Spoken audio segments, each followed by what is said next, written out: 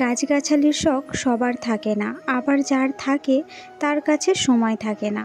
দুরন্ত ব্যস্ত জীবনে একমাত্র গাছপালার সাথে সময় কাটানোর জন্য সময় পাওয়া যায় এই রাত্রিবেলায়। সেই জন্য আমরা যত রাত্রি হোক না কেন 12টা, 1টা, 1:30 এরকম টাইমে ছাদে চলে আসি। জানি কথাটা শুনে বিশ্বাস করতে একটু অসুবিধা হবে, কিন্তু এটাই সত্যি। আর সবথেকে বড় কথাটা হচ্ছে আমাদের ছেলেও মাঝে মাঝে আমাদের সঙ্গে থাকে, যদি ঘুমিয়ে না পড়ে তো। এখন বাজে রাত্রি 11:15 আর এখন এসেছি আমরা ছাদ বাগানে একটু সময় কাটাতে। আর বিকেলবেলায় গাছে জল না দেওয়ার জন্য এখন সেই সুযোগে গাছগুলোতে জলও দিয়ে নিলাম। Good morning friends and welcome back to my channel. আমি নন্দিতা, আমি ভালো আছি। আশা করি তোমরাও অনেক ভালো আছো, যে যেখানে আছো সুস্থ আছো। আজকে আবারও নতুন একটা গার্ডেনিং ব্লগ নিয়ে তোমাদের মাঝে হাজির হলাম। আশা করি আজকের ব্লগটা তোমাদের প্রত্যেকের খুব ভালো লাগবে। গতকাল যেহেতু অনেক রাত্রে ছাদ বাগানের গাছগুলোতে জল দিয়েছি, তাই আজকে সকালে গাছে জল দেওয়ার কোনো ঝামেলা নেই। তাই সকাল সকাল 1 কাপ চা বানিয়ে নিয়ে ছাদ বাগানে একটু সময় কাটাতে চলে এসেছি।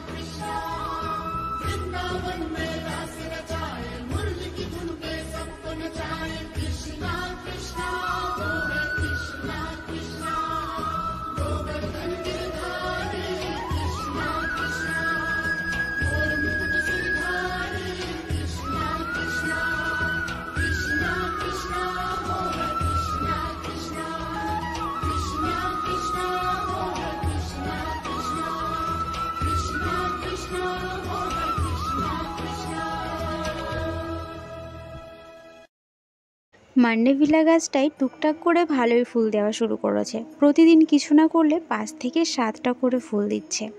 আজও দিয়েছে 6টা ফুল একসাথে। মা প্রতিদিনই এই ফুল তুলে নিয়ে ঠাকুরের পুজোতে লাগায়। আমি গাছটার পাশে একটা ডালপাল্লাযুক্ত ডাল বসিয়ে গাছটাকে সাপোর্ট দিয়ে সিঁড়িঘরের চালে তুলে দেওয়ার চেষ্টায় রয়েছে। এখন দেখা যাক সেই চেষ্টা কতদূর সফল হয়।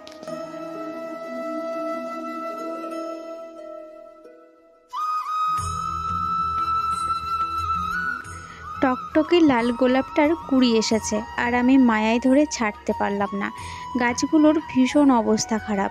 আমার কাছে যে কটা গোলাপ গাছ রয়েছে, এখন প্রয়োজন যত রকম কুড়ি আসবে সমস্ত কুড়িগুলোকে ছেটে দেওয়া।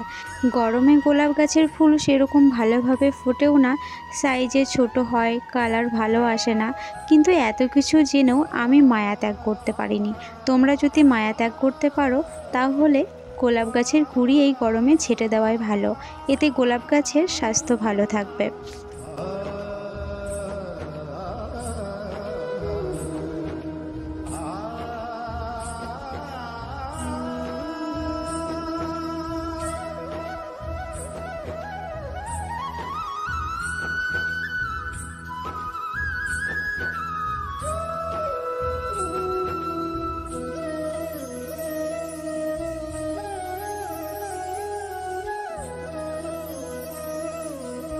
গতকাল বেশ কিছু গাছে আমি এই আলুর খোসার তরল সার প্রয়োগ করেছিলাম। আজও বেশ কিছু গাছে দিয়ে দেব।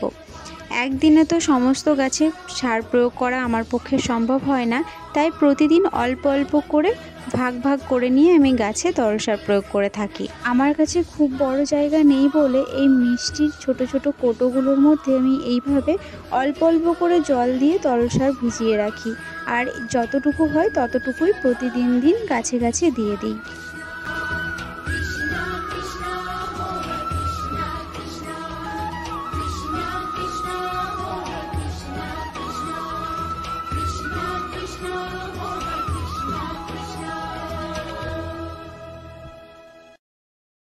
আমার বেশ কিছু জবা গাছে দেখছি কুড়ি চলে এসেছে। এখন আমি 15 দিনে একবার করে তরল সার দিই, কিন্তু যখন জবা গাছে ফুল ফোটা আরম্ভ হবে তখন আমাকে প্রতি সপ্তাহে হয়তো 2 থেকে 3 বার করে তরল সার প্রয়োগ করতে হবে। এছাড়াও 15 দিন অন্তর অন্তর মিক্স খাবার প্রয়োগ করতে হবে। তার কারণ হচ্ছে প্রতিদিন জবা ফুল ফুটবে, আর সেই জবা ফুল ফোটার জন্য যাতে জবা গাছের গোড়ায় খাবারের অভাব না পড়ে তার জন্য আমাকে সেই দিকে খেয়াল রাখতে হবে।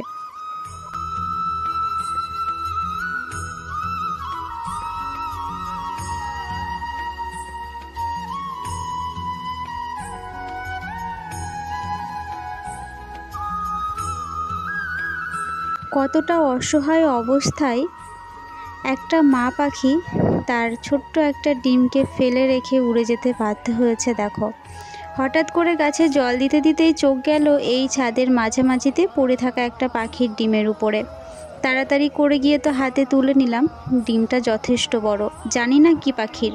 চারিদিকটা ঘুরে ঘুরে দেখলাম, কোনো পাখি দেখতে পেলাম না।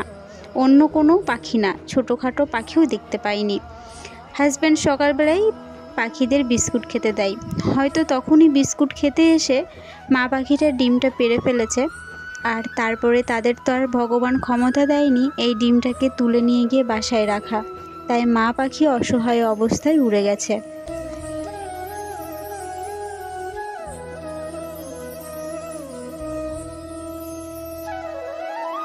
আমি ঠিক করে নিয়েছি ডিমটাকে ফোটানোর ব্যবস্থা করব। সেই জন্য এই ঘরে তুলো রাখা ছিল, এই পাউডারের কৌটোর মধ্যে করে আমি ডিমটাকে রেখে দিয়েছি তুলোর মধ্যে জড়িয়ে।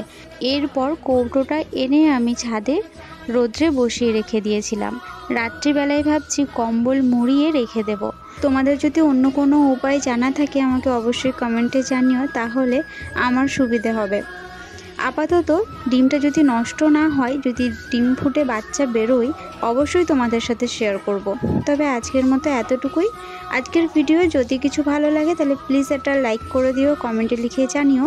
আর আমার চ্যানেলে নতুন বন্ধু হয়ে থাকলে অবশ্যই চ্যানেলটিকে সাবস্ক্রাইব করে বন্ধু হয়ে আমার সঙ্গে থেকো।